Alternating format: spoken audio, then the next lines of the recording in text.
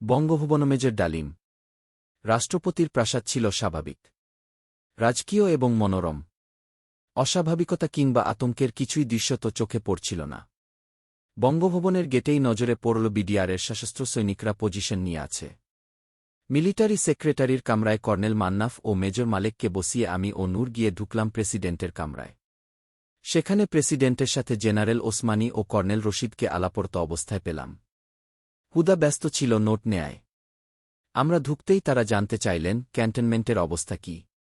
আমি বিস্তারিত সবকিছু খুলে বলে জানালাম ব্রিগেডিয়ার খালেদের নেতৃত্বেই ঘটেছে সবকিছু।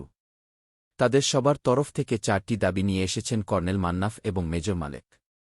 এরা দুজনেই জেনারেল ওসমানীর কাছে বিশেষভাবে পরিচিত, তাই নাম শুনতেই ক্রোধে ফেটে পড়লেন। How could they give their allegiance to Kheld? জবাবে আমি বললাম, স্যার, মানুষের চরিত্র বেশিরভাগ ক্ষেত্রেই পরিবর্তনশীল। এ নিয়ে ভাববার অবকাশ নেই এখন। বাস্তব অবস্থার পরিপ্রেক্ষিতে মূল সমস্যা নিয়েই ভাবতে হবে। সবাই আমাদের অভিমত কি সেটা জানতে চাওয়ায় নূর ও আমার পক্ষ থেকে আমি আমাদের অভিমত জানালাম। প্রথমত, আমি মনে করি ব্রিগেডিয়ার খালেদ এবং তার দোসরদের এই ফৌজ কখনোই দীর্ঘস্থায়ী হতে পারে না। সামরিক শক্তির দিক দিয়ে আমরাই বেশি শক্তিশালী। জনগণ এবং সৈনিকরা যখন তাদের আসল উদ্দেশ্য সম্পর্কে জানতে পারবে তখন এই ক্রুদাতা তাদের কাছে গ্রহণযোগ্যতা হারাবে। শুধু তাই নয়, তখন তারা এর বিরোধিতা করার জন্যও মানসিকভাবে প্রস্তুত হবে, কিন্তু ঠিক এই মুহূর্তে আমাদের তরফ থেকে কোনো প্রকার সামরিক অভিযানের তৎপরতা হবে আত্মঘাতী। তাদের আসল চেহারা উন্মোচিত হওয়ার আগে কোনো প্রকার সামরিক সংঘর্ষে জড়িয়ে পড়লে দেশের জনগণ এবং বিভিন্ন সেনানিবাসের সৈনিকরা দ্বিধাবিভক্ত হয়ে পড়বে, ফলে দেশে এক ভয়াবহ রক্তক্ষয়ী গৃহযুদ্ধের সূচনা ঘটবে। জনগণ এটাকে শুধুমাত্র সামরিক বাহিনীর আভ্যন্তরীণ ক্ষমতার লড়াই হিসাবে বিবেচনা করে দ্বিধাগ্রস্ত হয়ে পড়ে সব কিছু থেকে নিজেদের দূরে সরিয়েও রাখতে পারে। এই দুই ধরনের অবস্থারই পূর্ণ সুযোগ নিবে আমাদের প্রতিবেশী রাষ্ট্র ভারত। শান্তি প্রতিষ্ঠাকারী ত্রাণদাতা হিসাবে প্রত্যক্ষ হস্তক্ষেপের মাধ্যমে পরাজিত শক্তিকে আবার ক্ষমতায় অধিষ্ঠিত করে দেশকে আবার নিয়ে যাবে আগস্ট বিপ্লবের পূর্বাবস্থায়, জনগণের কিছু বোঝার আগেই। এ ধরনের সুযোগ সৃষ্টি করে দেয়া কিছুতেই যুক্তিসঙ্গত হবে না। পক্ষান্তরে, আমরা যদি এই সময় কোনো প্রকার দ্বন্দ্বে না গিয়ে বোঝাপড়ার মাধ্যমে সরে দাঁড়াই তবে আমার বিশ্বাস, অতি অল্প সময়ের মধ্যেই খালেদ চক্রের নিজস্ব কীর্তিকলাপের মাধ্যমেই খসে পড়বে তাদের মুখোশ। ফলে দেশবাসী এবং সেনাবাহিনীর সদস্যরা জানতে পারবে তাদের আসল পরিচয়।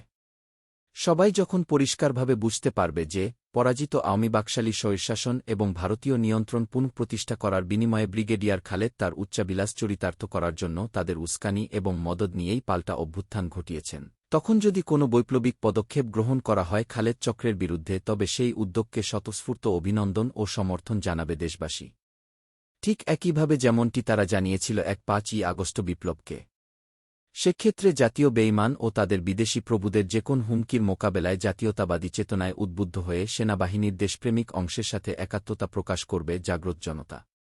সিপাহী জনতার ঐক্যের পরিপ্রেক্ষিতে কোনো ষড়যন্ত্রই কার্যকরী করা সম্ভব হবে না কারও পক্ষে, যেমনটি হয়নি আগস্ট বিপ্লবের পর।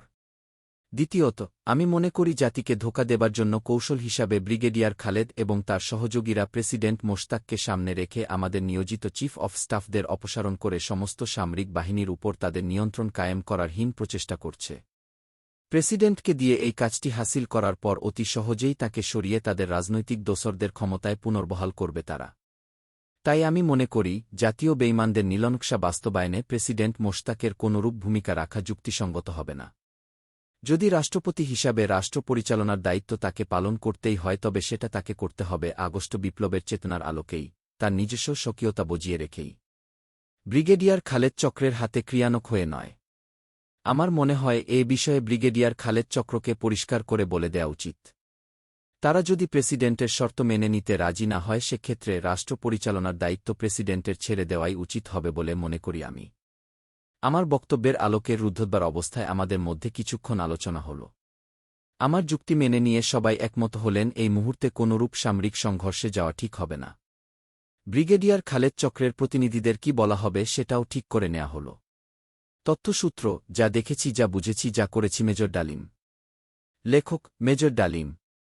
বই পড়ুন, ইতিহাস জানুন, নিজের বিবেক জাগ্রত করুন।